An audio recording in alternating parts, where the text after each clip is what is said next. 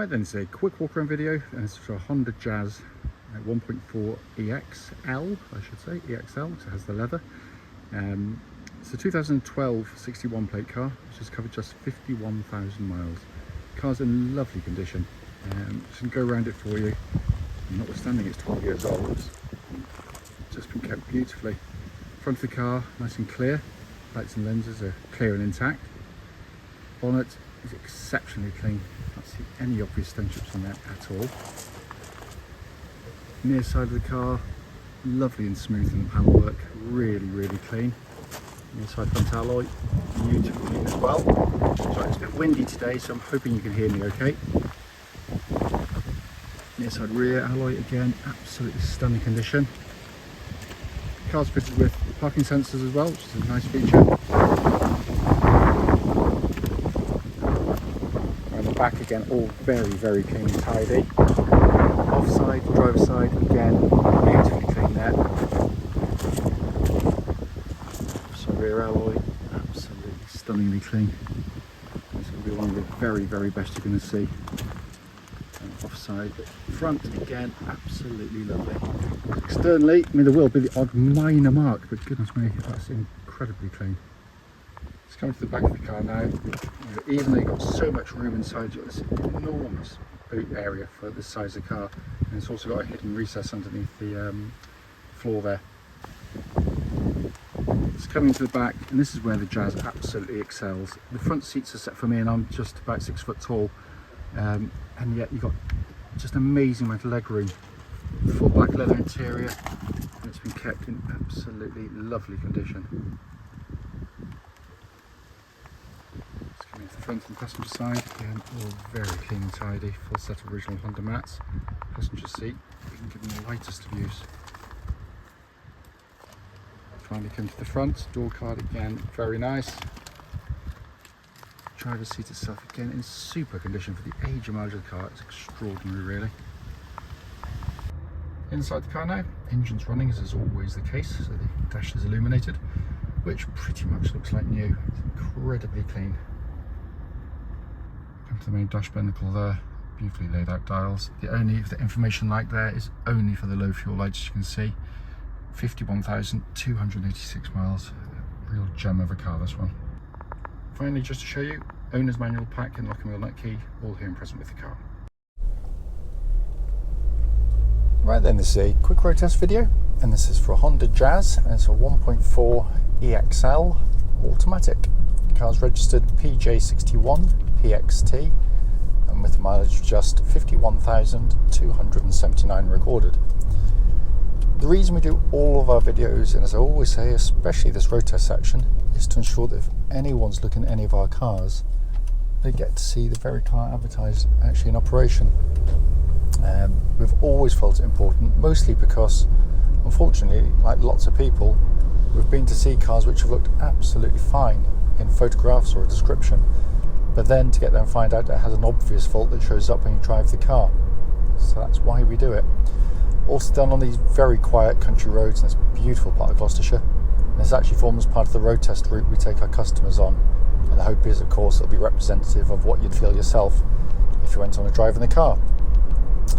So coming to the car, really very well looked after car, and I've said it many times, but I firmly believe the Honda Jazz automatic of this vintage is the best small auto money can buy, and it's for loads of reasons. But that's not the point of the video. The point of the video is to show it working and to pick up on any issues, should there be any, and feed them back to you. So as I always do, starting with the engine, which turn the key, starts instantly and settles to a smooth, even idle. There are no warning lights on the dashboard at all relating to the engine or any other part of the car. Just currently a low fuel light on, which obviously with the fuel will get rid of that. Honda build the best 4-cylinder engines in the world, and this one's a classic example of why. Everyone knows they're reliable. Very few people know just how reliable they are or how long lasting they are, but they are jewels of an engine. I mean, they're absolutely stunning. The engineering is extraordinary. It's cam chain driven, there's no cam belts to worry about, but almost more than that, It's just the way it drives. It's so sweet, the engine. It's keen to pick up.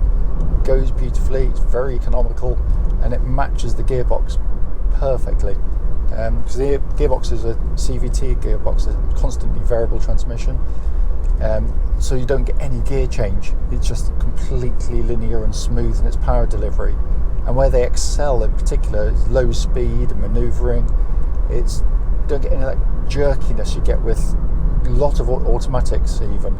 You know, quite often they can get indecisive, they don't know what gear they want to be in, and yet this is just so perfectly matched to the car, is the engine rather. It's a lovely combination. CVTs work in a slightly different way to a conventional gearbox because you don't have a gear change. So when you put your foot down to accelerate, if you're brutal with them, the engine revs will flare up as they're meant to, and you kind of catch up with the revs. 2 days in the car and you wouldn't want to go back to any other form of gearbox. It is that good. So to explain that to you, pulling away there, completely smooth. Put your foot down, again, no gear change, but put your foot down hard, engine revs pick up, as if you're overtaking something, but you back off the throttle and it smooths it all out. It's simply brilliant and working absolutely perfectly, of course. So come to the steering and chassis. The car drives like a much bigger car in lots of ways, not only the space inside, the feel of the car, the build quality of the car, but also the steering and chassis. It feels much more mature than others. It tracks dead straight, there's no vibrations at this speed or any speed up the legal limit, but it's got a nice weight to it, it's precise, it's accurate. They are not sports cars, they are brilliant at what they're designed to do. But that isn't to say that they aren't capable. They are superbly capable vehicles. So go into the corners like this one, a bit quicker than normal, turn in, pinpoint accurate, body control's really good, that car handles beautifully through the corners, but it also manages to give you this lovely, supple, compliant ride. It's so well done. Also worth pointing out, absolutely no clonks, rattles, anything from underneath the vehicle. You would never believe that it was the age it was. You really wouldn't. It just drives, I hate to say it, almost like new in that feel. Brakes are fantastic. They bite beautifully. There's no pulsing. There's no vibrations coming back through the brake pedal. It's all in very, very fine order indeed. And then we come inside. It's not been cleaned yet, will be cleaned. It is very clean. But the overriding sensation when you get into a Jazz, it's two things straight away, neither which the video can really do justice to. One is the build quality. They are beautifully put together cars. No squeaks, no rattles. It just feels solid as a rock. The other is the space and visibility inside the car. You've got this huge panoramic roof, you've got massive windscreen, the quarter lights up the front here. The overriding impression is when you get in the car, you can see everything around you, no blind spots. You feel totally confident sitting in and driving the car. Then you have a superb driving position, beautifully bolstered seats. The amount of space in the car is ridiculous. It's like from a car 3 sectors above, rear leg room, boot space, but also the feel when you're here. And then you've got this wonderfully simple dash design, beautifully and logically laid out. You've got this big radio in the middle. I mean, anyone could operate it. You're flanked here by your ventilation system, climate control system, which is pumping out absolutely ice cold air. Heated seats, all working perfectly, and then dash pinnacle in front, which is your classic Honda affair. Simple, legible, easy to use. It's a car you can just jump in and drive straight away, no issues. Anyone could drive it. In a world of horribly overcomplicated cars, this is blissful, and it's why I do rate it as the best car in its class, because it's got all the trademark qualities you want from a Honda. So build quality and reliability are top of the class. Nothing comes close. Space, nothing comes close. Practicality, nothing even in the same league. And how it drives, it's right up there with the very best in the class. But where it excels again is just how easy and seamless the whole driving experience is. It is brilliant, which is why they're worth way more money than other cars in their class, because they're hugely sought after for all those reasons. The point of this video, of course, was to pick up on any issues. It's nothing. It drives absolutely beautifully.